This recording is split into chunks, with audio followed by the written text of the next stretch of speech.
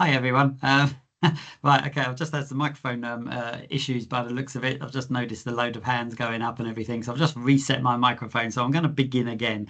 Um, Third time to begin because the last time I think I wasn't in the right room, so it's not looking too good. This session should have been the Rebel session because it's thrown up a few few issues for me this afternoon. Anyway, thank you for joining and thank you for holding on this. Hopefully, we'll get off and running now. Um, what we've got, Project Essentials. This is the third in the series of four that I'm delivering. I did one on Monday, one on Tuesday, and one today, one tomorrow. We're going to cover Let's Dance. This is about getting things done. I'm really going to focus on things like scheduling and resourcing and so on. So hopefully that will be really useful for you. If you've missed the previous two sessions, Absolute Beginners and Changes, do get in touch with the team here. They'll put their details in the chat box, and you can request the recordings from the previous two sessions that I've delivered this week. Okay, and do remember to join us tomorrow for Rebel, which is all about progress and reporting. So, what we're going to cover in the next hour, okay, or not in the next hour, it's probably going to be about 45, 50 minutes. Okay, I'm going to cover a high-level basic overview of project management, but really focusing on planning each stage of the project. 6 estimating techniques that I've pulled together for you, so I'll talk you through those, and then I'm going to go into scheduling.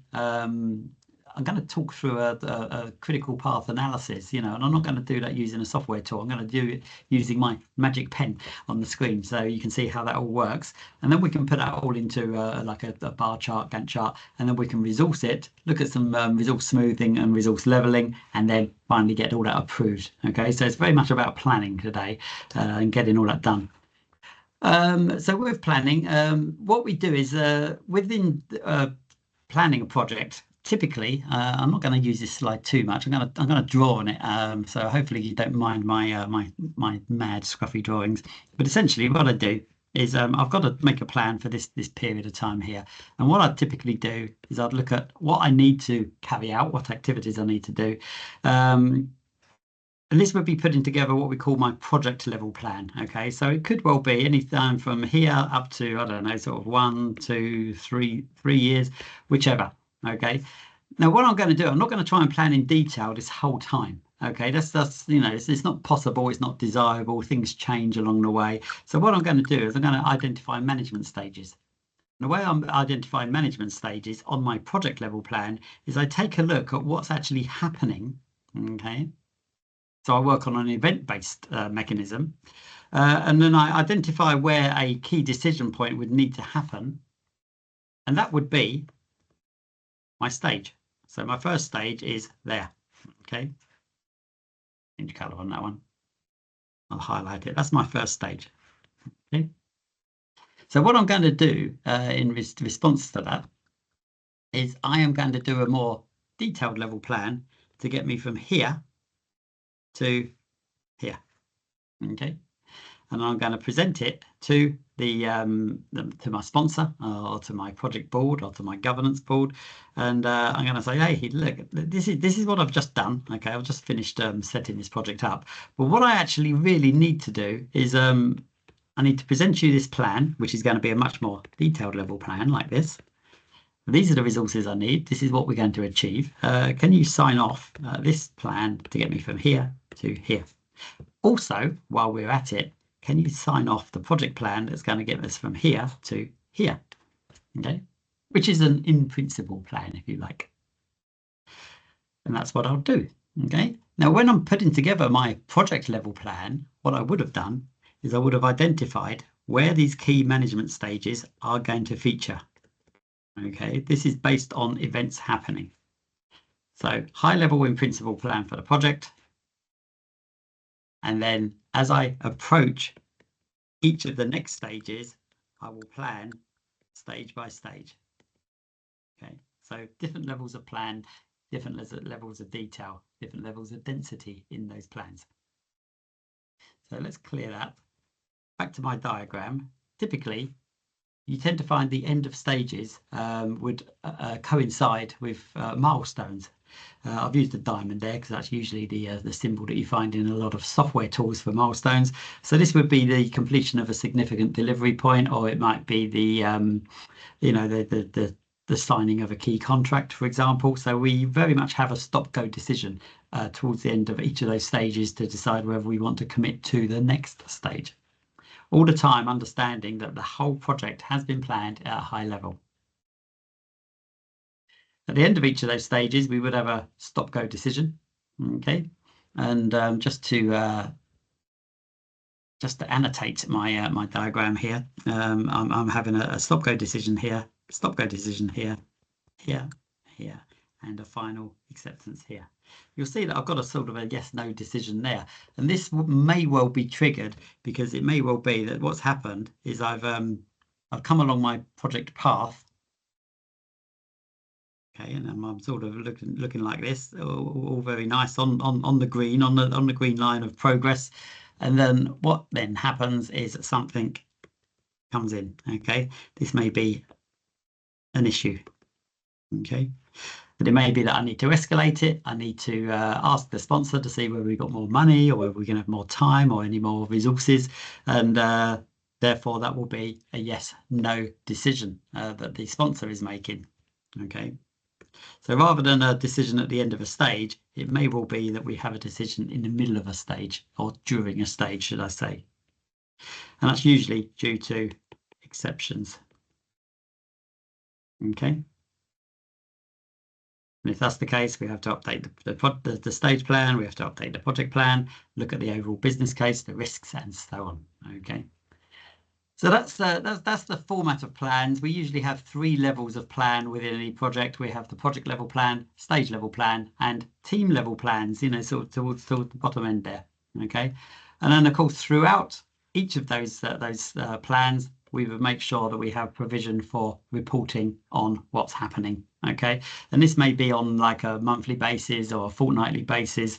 And the mechanism that works here, and this is very much derived from a methodology called Prince2, is that when we get sign off here, okay, we get authorization to complete this stage. Okay, and that's called manage by exception. Okay, so I've got authorization to do that.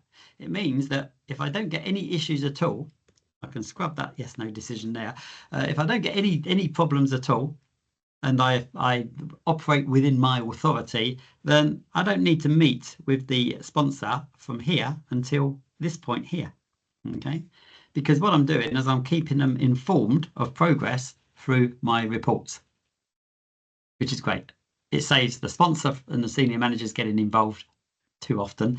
It saves me having to escalate every 5 minutes, you know, if there is quite a volatile project. What I would have done is at this point here, I would have agreed what we call tolerance. So permissible deviation, I might have plus or minus 10% on something, and that can work really quite well. Okay. Right. So there you go. So that's how that starts to happen with planning. With regards the next steps that we take, the typical way that we would be looking at planning is through what we call product-based planning. Now, those of you who have been with me all week, you would have seen this diagram for a little while ago, you know, way back on Monday. It seems so much longer ago than Monday, but this is called a product breakdown structure.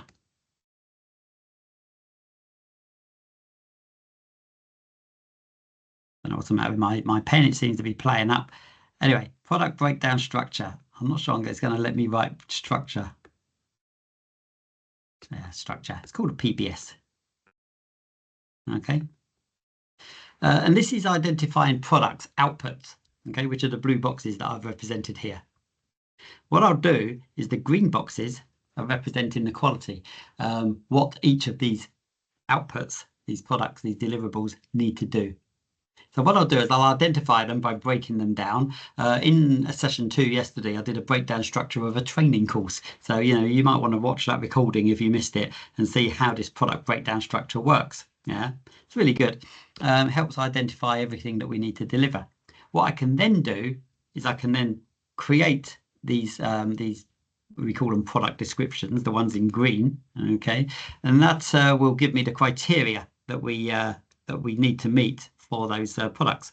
And then part of my planning, I do this at project level. Okay, with my project level plan. And those descriptions and that criteria become part of the plan. So as I'm putting the plan together, I'm not only looking at the activity to actually develop the products, I'm also planning the quality activity as well in terms of when we're going to do the tests, what we're striving for, who's going to be doing the checks, and so on. Okay. What I can then do is then I can then go to stage level. So if I just go down a level there, I will take one of these outputs, or maybe even a couple of these outputs here, okay, and I will create a stage level product breakdown structure. And essentially what I'm doing with that, just want to change color. It looks a bit heavy, doesn't it, the black? What I'm doing is I'm essentially taking this first stage from the project plan and expanding it into a stage level plan that's more detailed. In the same way I did that with the product breakdown structure. Yeah, I took this product here and I've expanded it out and broken it down even further. Okay, so different levels of density for the different plans. And again, I've also created the descriptions and the quality criteria, which will also become part of the stage plan. And then what I can do is put that into team plans where I will have work packages that are identified in various team plans so that I can delegate those to various team leaders and so on. Okay. Marvelous. So that's planning each stage. Once I've got an understanding of the deliverables, I do a work breakdown structure so that I can start identifying the activities and the work that need to be completed. And in order to really understand that work and the extent of that work, I need some estimating techniques. Okay, how am I going to estimate the durations and the costs and such for each of those activities? Well, estimating. I've got 6 techniques here for you so that you can you can use these. Some of them they work together. Some of them will work independently on their own. But essentially what we've got is the first one, comparative. Okay. Sometimes known as analogous. Okay, and analogous comparative estimating is basically like for like. So if we're undertaking a project that we've already, that's similar to a project we've done before, then we can use that as a comparison. Last year, we did a similar project. It took 5 months to complete. Cost $200,000, and and this one looks very similar. You just got to remember that all projects are unique, though. Okay, this is a different time. There's different impacts, there's different risks, different people, different environment, different global affairs are happening. So you have to be a little bit careful with comparative, but typically you'd use comparative estimating early on in the project. So we haven't had a chance to actually break down any detail and get a real grip on the project. This is very early on, maybe even pre-project, where we're starting to assess, have we done this type of project before? And if we have, how long did it take? How much did it cost? What other impacts did it have? And that's very much a comparative approach. It tends to be very high level, if you like. When we get into the more detail, when we get into the planning steps of the project, so if you're coming through initiation stage and I'm doing my breakdown structure as I've just been showing you, okay, what I may do is I may be looking at doing a breakdown structure like this to identify the activities. This could be a work breakdown structure, okay? And what I'll do is I'll say, right, what I'm going to do here, I'm going to estimate as a bottom-up approach. So rather than look at a comparative approach where it's very much top-down, looking at the overall project, what I'm doing here is saying, look, let's start estimating how much I'm going to spend or how long I'm going to take on each of these activities that I've just identified in the work breakdown structure. Okay, so this may be, I'm going to take maybe 2 months on that. I'm going to take 3 months on that, a month to do that, and 2 months to do that. Okay, so then I can add them up. So that's going to take 5, and that's going to take 3. Okay, this one over here, maybe that's 4 months. and then I can add all of these ones up, and that gives me 12 months to complete this work. Okay, just checking my figures there actually. And that's analytical, okay, because we're estimating at the bottom lower level, which should be more accurate as opposed to trying to come in from the top end. Okay, but of course you need to have broken down the work, so you tend not to use analytical too early on in the project because you just haven't got that information yet. Another estimating technique is parametric. Basically, we identify how much one thing costs, and if we need 10 of them or 100 of them or 10,000 of them, then we would do the multipliers. Okay, but of course, it's not always quite so accurate, especially if your first estimate is a little bit wrong. Okay, if one costs 1,000, okay, you've got that on the screen there. So if one costs £1,000 and takes 3 weeks, supposing if it actually only costs £800 but takes 4 weeks, well, my multiply by 10 is going to be quite a long way out, isn't it? I'm going to be £8,000 and what, 40 weeks. It's like a little bit away from what we actually could have had as an accurate estimate. So you've got to make sure your base information and your base estimate is accurate. Okay, this is usually used like by quantity surveyors and such, so when you're dealing with tens of thousands of bricks, it's quite a good approach to deal with the volumes. We also got 3-point estimating, and 3-point estimating, often misunderstood actually. People use this as an average. It really isn't. 3-point estimating is the worst case, most likely case, and the best case. So supposing if you were, I don't know, supposing if you're going for a job, you usually take the same route to work. Okay, and at work, you've got the promotion. Hang in there, low-hanging fruit. It's yours, it's in the bag. All you got to do is turn up for the interview, give a good performance, and you could get your promotion. Usually, the worst case you've had in terms of traveling to the office on a usual day is 30 minutes. Okay, the best you've done is 15 minutes. And usually it takes sort of 25 minutes generally to get to the office. Okay, so the best you've done it in is 15, most likely is 25, and the worst case is 30. It's never taken you longer than 30 though. So what are you going to estimate your journey time to get to the office for this career defining promotion? You're not going to do 15 minutes. You're probably not going to do 25 minutes either. You're probably going to allow yourself 30 minutes, maybe even 40. Okay, this is 3-point estimating is all about giving you the information. Okay, it's not giving you the estimate itself. It's giving you information of worst case, most likely, and best case situations so that you can then make an assessment and decide. Okay. Delphi. Ask the Oracle. Okay, basically what we do is we assemble a team of experts, usually in a workshop environment with a facilitator, and what we'll do is we'll ask a whole bunch of experts as to what their view is in terms of estimating, whether that be durations, resources, time, whichever. And I mean, on the screen there, how many people I've got in that little diagram? I think I've got about 10. And what I'll do is they'll all give me their estimate, all undercover. Okay, so nobody knows what each other's estimating.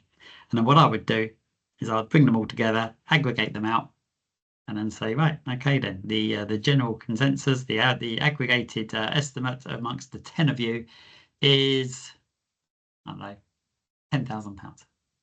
Now you'll have some of them have estimated 4,000, some of them would have estimated 15,000, and what I'll do is I'll give them the aggregated amounts and then ask them to do it again. And then again, so we have several rounds of this. Okay, if there's a wide range, sort of, and it's proving a little bit difficult to close that range, I may get one of them to give a presentation as to why they feel it might be very low or very high, because it might be something that they know that other people don't, and then we can aggregate it through, and usually you get that narrowing of that aggregate score and that range. And also you've got the program evaluation review technique, PERT technique, and this is where we take we can We can acquire as many estimates as we want. But what we do is we take the most pessimistic and we take the most optimistic, and then we take 4 of the most likely. Okay. And then basically that gives us 6 estimates, and we divide it by 6, and that gives us an estimate on that. Okay. And it's known as PERT. Good. And as I say, you can use these together or you can use them individually. Right then, how are we doing? Not doing too bad on time considering we had a slightly late start. But what I'm going to do is I'm going to take you through, once I've got the estimates, particularly on time, what I'm going to do, I'm going to take you through the critical path analysis. Now, some people may be familiar with how this works, some people may not. But what I want to do is I've got, what I've got is I've got my product breakdown structure. Okay, there's my product breakdown structure that I keep on drawing. Okay, and then from that product breakdown structure, I would create my work breakdown structure to identify the work that's needed. Okay, so I've got activities, and with those activities, I would estimate durations. Okay, and those durations I'm going to put in here. Okay, that's the time frames. So it's all linking together. I'll start with my end product, break it down, identify the activities, estimate the durations for those, and then I can start putting them into some sort of sequence. Okay, so when sequencing the activities, what I want to do is I want to start looking at what the dependencies for each of these are. Okay, and what I've got here, just as a simple example, okay, activity 10 needs to be finished before activities 50, 20, and 70 begin. And you can tell that because of the arrows. Okay, activity 60, that cannot begin until 50 and 20 have been completed. Okay, and so on. And that's called a dependency network. Okay, and it shows the sequence, the logical sequence of the activities. And what I've got here in the top boxes, I've got details of the durations that I've estimated for each of those activities. So let's say that that's in days. Okay, so activity 10 is 3 days, activity 50 is 7 days, activity 20 is 2 days, and so on. Okay, so it's nice and straightforward. And the way this works is usually you put all this information into Microsoft Project or another good planning tool, and it will do it for you. But I don't have that at the moment, so I'm going to do it manually. So what I'll do is I will begin activity 10 on day 0. Okay, day 0, add your 3 days duration. It means that my earliest finish time for that activity is day 3. Brilliant. Okay. I'm going to the next set of activities now. I'm going to follow those lines, and I'm going to take this earliest finish time, and that becomes my earliest start time for each of these. 3, 3, 3. Now, there are a couple of techniques here. If you're using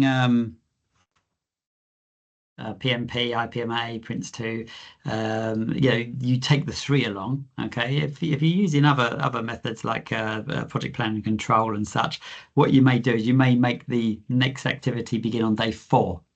Okay, it's just different techniques of how to do it. I'm going to use the technique where I take the exact day forward. Okay, so day 3 is the earliest finish time for activity 10, has become the earliest start time for those other activities, and then I can add the durations on. So 3 plus 7 is day 10, 3 plus 2 is day 5, and 3 plus 8 is day 11 as the earliest that they can finish. Brilliant. And then it comes a little bit tricky because I've got 2 arrows coming in here for activity 60. So I've got to either take 10 or I've got to take 5. Well, I can't take 5 because activity 50 is still going on. Okay. So either take 5 or 10. I've got to take the latest one. So what I'll do, I'll take 10. Okay, 10 plus 4 is 14. I'll do the same thing here as well. Okay, I either take 5 or I take 11. Well, I've got to take the latest one. So what I'll do, that counts 11. 11 plus 5 is 16. Same thing, either take 14 or 16. It's got to be 16. 16 plus 2 is 18. And suddenly I can see that my duration in this particular schedule is 18 days. I've got some parallel activities there as well, because these three can all happen at the same time if they like. You know, they're not dependent on each other, providing I've got enough resource, of course. What I can then do is work backwards, okay? And this will enable me to understand what leeway I have. It's called float, okay? You know, do I have to begin at a particular day, or can I maybe move it around? So what I do is I come backwards, and I take 18 as the earliest finish time. That becomes my latest finish time, day 18. And I'll do 18 minus 2 days duration gives me day 16. Okay. I think that's all right. Good. Then I come back along the arrows. So I'll come along this arrow here. So 16 becomes 16 there. 16 here becomes 16 here. Okay. 16 minus 4 is 12. It's been a long day. 16 minus 5 is 11. Okay, so you're following me now. Yeah, I do hope. Okay. Carry on coming back along those arrows. Okay, so I'm going to come along here. I'm going to take 10. No, I'm not going to take that 10. What am I talking about? I'm coming along the bottom row. I'm going to take 12. 12 becomes along that arrow 12. Okay, and also down here I've got 2 arrows coming in, so it's either 12 or it's 11. Well, this time I take the earlier one, okay, because it's got to be finished by then. Okay, if I had 12 there, there's going to be an overlap, and I can't have that. So 12 or 11, it's actually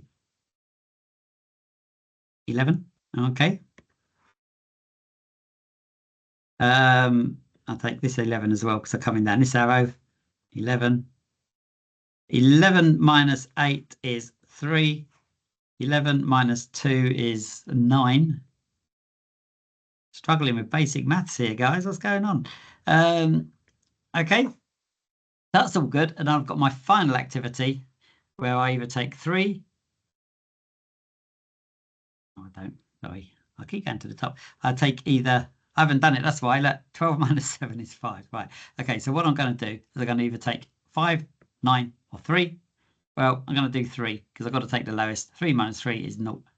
Okay, so now I've got a path where I've gone forwards and I've come backwards as well. And then what I can do is I can take away my earliest from my latest. Now remember,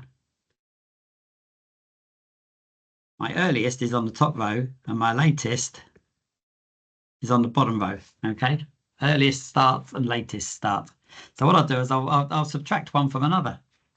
And what I've got, if I take 16 away from 6, well, I can start either way. I'm going to start at the end here. 16 away from 16 is 0. Okay. 11 minus 11 is 0. Yeah, you with me? If I go across the top, it doesn't matter whether I do 14 away from 16 or 10 away from 12. It's the same. Okay, that's 2. Keep coming back. 12 minus 10 is 2. 5 away from 11 is 6. 11 minus 11 is 0. And 3 minus 3, or 0 minus 0. That's the easy question of the week, isn't it? 0 minus 0 is 0. Okay, and what you will see is we've got some float there, which are in the black text, but also here I've got a path of zeros. Okay, and that means I've got 0 float on those activities. They have to begin at the earliest and they have to finish at the earliest. And those earliest and latest times are the same on this activity, this activity, this activity, and this activity. Okay, if I look at activity 50 at the top, well, it can begin on day 3 and it's got to be finished by day 12. So I've got 9 days. It's only a 7-day activity. So I can start it on day 3, 4, or 5. Still be finished in time. So this is going to help me with my scheduling next. And that's what's known as your critical path, the ones in red. Okay, and you'll have subcritical paths. Critical paths can change depending on what's happening and so on. So what I'm going to do, I'm going to take all this forward. There you go, just gonna put it up there, like a bit of a neater version of my scribble. Okay, so it's exactly the same figures that we've just taken, okay, with that critical path shown in red. And what I'm going to do is I'm going to take this and I'm going to put it onto a more familiar bar chart, Gantt chart, call it what you will. Okay, Gantt chart named after Colonel Henry Gantt, from the he devised the Gantt chart for scheduling field ambulances in the war. So there you go. Bit of a history lesson as well as a project management lesson. So what I'm going to do is going to put the critical path in. Okay.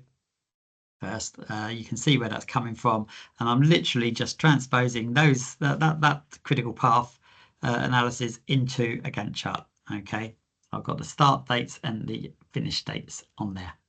Okay, and what I'll then do is I'll say, right, activity 50 begins on day 3, finishes on day 10, but it's got 2 days float. Okay, so you can see that starts on day 3, 7 days, finishes on day 10. It's got these 2 days float that I've worked out. So this is the float represented here. Okay, so I can do that with the other activities as well. So it starts on day 3, finishes on 5, and it's got 6 days float. And the final one there, 11, 5 days activity, finished on day 14. All right. Doesn't look right to me anyway. You get the idea. Okay. And that puts it all on the on the Gantt chart. What I can then do is start thinking about the resources, because this chart that I've done so far, this one, just assumes unlimited resource. I've not even thought about how many people I might have or how many pieces of equipment I might have to do the work. So what I need to do is I need to think about leveling and smoothing the schedule, okay, and adding the resources. And the way I do that is I've got my 18 days, and when I look at my diary and when I look at what I've got available, it's actually going to be a little bit different, because what I don't want is I don't want too many things happening at once, for starters. Okay, so here I had a critical activity finishing and starting. I also had another 2 activities here, all on day 3. What I've got now on day 3, because I'm a bit busy on day 3 as well, I've extended the actual critical path. Okay, because I've now got 26 days rather than 18. But also on day 4, I'm just finishing one critical activity, starting another. The following day, I'll begin this activity, and the day after that, I'll get this one triggered off as well. So I'm not tying myself up too much. So I'm spreading the risk, but of course, I'm extending the time frame. And this is because I either haven't got the time, I haven't got the people, I haven't got the equipment, I haven't got the facilities, or whichever. Okay.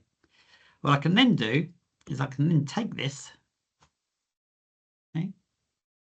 And I'm going to start looking at what resources I need for each of those days. And this is where I look at what's called a resource histogram. Okay.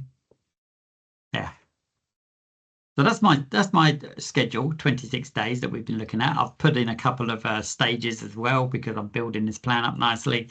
And then what I'm going to do is at the bottom there, I've got a resource histogram. And what I do with this is I look at how many resources I need for each day. So that's what it looks like. Okay, so I've got resources 1, 2, and 3 there. Resource 3, I'm going to be using. Well, I'm going to be using resource 3 every day. Okay, perhaps that's somebody who's going to be looking after the critical path. Okay. Resource 2 is going to be needed for what? 1, 2, 3, 4, 5, 6, 7, 8, 9, 10, 15 days altogether. And resource 1, I'm going to just need for 4 days. Okay, in the middle there. And what I can do is I'll just add that up. The total resources for each day, I can see I've got I've got a requirement for 3 resources on days, whatever days they are, 6, 7, 8, 9, and 10. Yeah. Or 6, 7, 8, and 9. And what I can also do is I can accumulate those resources as well. Okay. So this is accumulation as I go forward. So basically the way I do that accumulated resource is 1 plus 1 is 2, 2 plus 1 is 3, 3 plus 1 is 4, and so on. Okay, and then it accumulates up. And what this gives you, and I'll probably be doing this tomorrow at 4 o'clock. Okay, it gives you what's called an S curve. Okay, and this S curve sort of looks like that on your schedule, because we're getting things up and running in the project, and then of course you've got this big area of development. And then as we start to integrate and pull everything together, the usage of resource usually tails off a bit. Okay, so it gives us an S curve, and from that S curve, what we can then start doing is we can then start using that for understanding where we're at against what was planned. We can start looking at variances as well, and help to forecast where we're going to end up if we carry on at this rate. Okay, but anyway, more on that tomorrow, I think. Okay, so that's really what I do when I'm looking at putting together my resources and my resource histogram. This is all well and good. Okay, I've done all of that. I like that. Is that it? No, it's not it. Okay, because what else have I got to consider? Weekends. I mean, at the moment, I'm going from day 1 to day 26, and there's no weekends there. That's no good, is it? Holidays, staff training, yeah. Public holidays, so bank holidays, other work. So this is not necessarily realistic still. So what I need to do is I need to think about what resources I've got available to me. Okay, and this is where I start looking at resource leveling and resource smoothing. Okay, now there's two different types of this. One's leveling and one's smoothing. Leveling is when we've got limited resources. Smoothing is when we've got limited time. So with resource leveling, it's resource limited scheduling. And essentially what happens is if I've got to carry out this plan and I've only got a limited amount of resource, perhaps there's only me. And if there's only me, I'm not going to get it all done in 26 days. Okay, I'm probably going to need, don't know, we can count them up on the previous slide, probably going to need about sort of 50 odd days. Okay, because there is only one resource. It may well be that you've got a big field to dig and you've only got one digging machine. Okay, so it's going to take as long as it takes. Yeah. If you've got to dig a field and you've got a time limit and it's got to be done by a week next Friday, and you've got access to 12 diggers, then that's where you start applying resource smoothing, which is time limited scheduling. Okay, because we got a deadline. You look at things like major projects and programs like the Olympics, yeah, or maybe your Christmas dinner, yeah. You can't deliver late. Okay, so what do? You send the family out to go and get all the shopping, okay, because you're too busy doing the decorating and tidying the room up. That's basically a time limited schedule. Yeah, load it up with different resources to meet the time frame. That's resource smoothing. Resource leveling is we just don't have availability of those resources, so time has to give way. Okay, and that's where we go back to our schedule again and see what we can do to make it work. Right, getting approval. Once we've got all of this information, quite simply, a few pieces of advice more than anything. First thing, think about how you're going to present this information. Okay, if somebody's seen your earlier versions, they're going to know that you can probably do this project in 18 days. We know that that's not possible. It's just a process we go through with planning and scheduling. But anybody who don't know what they're talking about will think, hang on a minute, I thought you said it was 18 days. No. So think about presenting a plan. Think about including details of the product descriptions and what we're going to deliver, because we need that signed off. Look at the activities being brought forward from the work breakdown structure. Okay. Demonstrate the resources that are required. We need to know where we're going to get those resources from. So you might well create what we call an organisation breakdown structure in terms of where those resources might come from. You might create a resource breakdown structure. Okay, so you can detail it more better. And then, of course, depending on your schedule, you need to update the risks, the project plan, the business case, identify how it's going to be monitored and controlled. Is it going to be formal reporting across the plan, or is it going to be less formal than that? Also, think about your audience as well. So if you're delivering this to senior managers, senior stakeholders, your sponsor, some people prefer diagrams and pictures because it's just easier to see and view. It's probably easier for you to present as well. Other people, maybe detailed people, they want to see the back information, the backstory. They want to do their own analysis. Okay, so you need to get the format right depending on who you're dealing with. Also, if you're looking at presenting to senior stakeholders, they're probably not going to want to know the ins and outs of the technical detail. If you're presenting a set of plans to the technical teams, on the other hand, that's a different story. Okay, so think about the audience. Think about also about two different versions. You've got a presentation style plan, and also you've got your working plan. And your presentation plan will be much more simpler and high level, whereas your working plan will be getting a bit messy as you go forward, no doubt. Okay.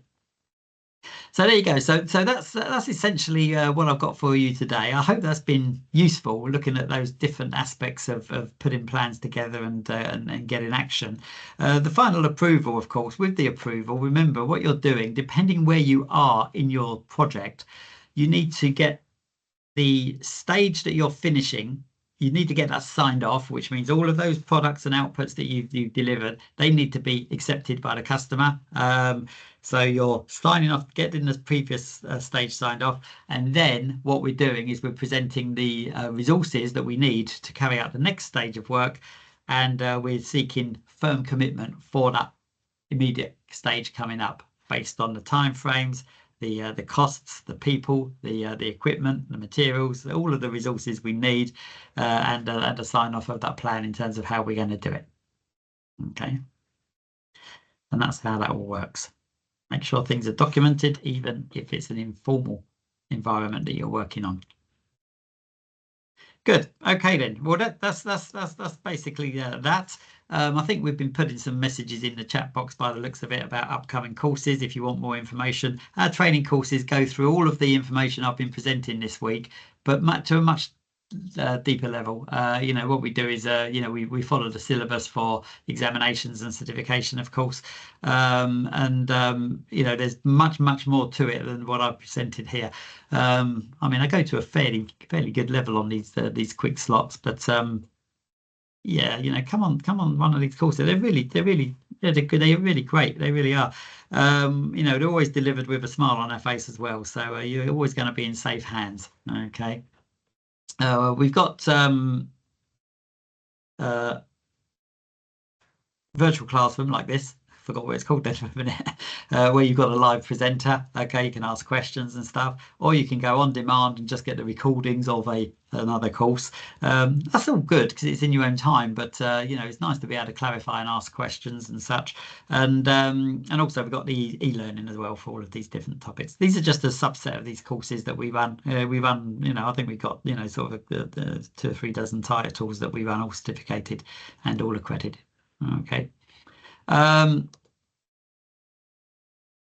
You're in safe hands with us. I hope we're demonstrating that, because we are trying to look after you this week in terms of refreshing people's knowledge and giving you some insights into what's available. Okay, so do get in touch. Give JP a quick call or a WhatsApp. He's always on hand, and he's a friendly chap. I've got to say, he'll always look after you. So by all means, have a chat with him rather than just go through the website. And finally, Rebel. Okay, that's going to be tomorrow. If you haven't signed up already, then do so. Suzanne has just posted in the link to sign up to tomorrow's session on Rebel. Here I'm going to be looking at progress, how we monitor progress across the plan, also how we deal with risks and issues and changes. So very much procedural based there, but things to look out for, and also forecasting as well. So I'm going to do a little bit of earned value analysis on tomorrow's session, I think. Okay, so the link's in the chat box there if you want to register for that. And what I'll do is I'll leave you with our closing slide in terms of why spoke. You know, we are enthusiastic about what we do. You know, we do really enjoy it. Okay, and you'll always get you know, a good buzz from our training. So I'll leave you with these messages here, and hopefully see you tomorrow, 4 o'clock, for Rebel Rebel. Okay. If there's any questions at all, do put them in the chat box. I'm going to switch the camera off, but I'm going to be here for the next couple of minutes before I end the event. So if anyone's got any questions, just put them in there, and I'll answer them. You know, through the microphone. Okay. Thanks for joining, and see you again soon.